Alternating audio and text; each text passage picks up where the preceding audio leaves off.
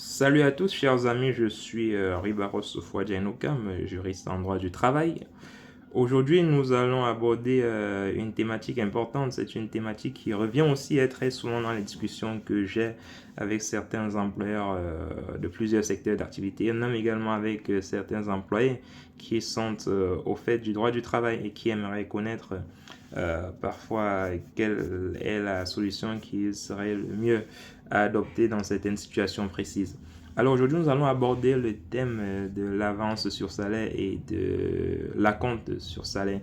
C'est deux notions qu'il convient de distinguer. Très souvent, il y a une confusion qui est faite par les uns et les autres sur ces deux notions-là. Alors, c'est quoi une avance sur salaire? Une avance sur salaire, justement, on va dire, c'est une rémunération que l'employeur verse au salarié sans que celui-ci n'ait exercé son travail concrètement. Donc, l'employeur lui verse en avance son salaire en attendant que celui-ci réalise par la suite, n'est-ce pas, sa prestation de travail au sein de l'entreprise.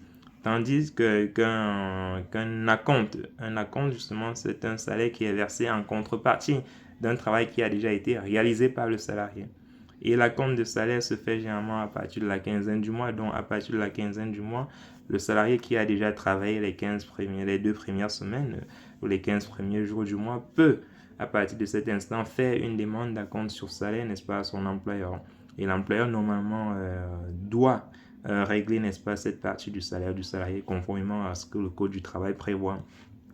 Et donc, vous comprenez bien qu'en matière d'avance sur salaire, là, donc, il y a une sorte de dette, quelque part, n'est-ce pas, que le salarié doit à son employeur. Et une fois que la compte est fait, le salarié, ou bien une fois que l'avance est fait, l'employeur, n'est-ce pas, il a la possibilité, effectivement, si le salarié ne rembourse pas, ou bien il a la possibilité d'échelonner, n'est-ce pas, d'échelonner, en fait, le remboursement, n'est-ce pas, de cette avance sur salaire par le salarié. Et le Code du travail prévoit que l'employeur peut saisir jusqu'à 1% de la rémunération du salarié pour se faire rémunérer ou bien pour se faire rembourser des montants qui ont été versés à la demande du salarié et qu'il a par ailleurs accepté.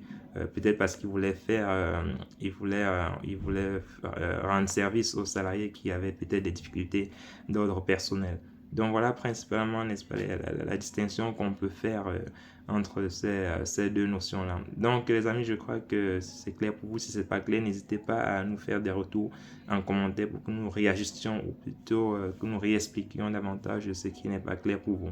Donc n'hésitez pas à commenter, à partager et donc à vous abonner pour que nous puissions faire des vidéos comme celle-ci et édifier comme toujours le plus grand nombre en matière de droit du travail. On est ensemble les amis et bonne journée à tous.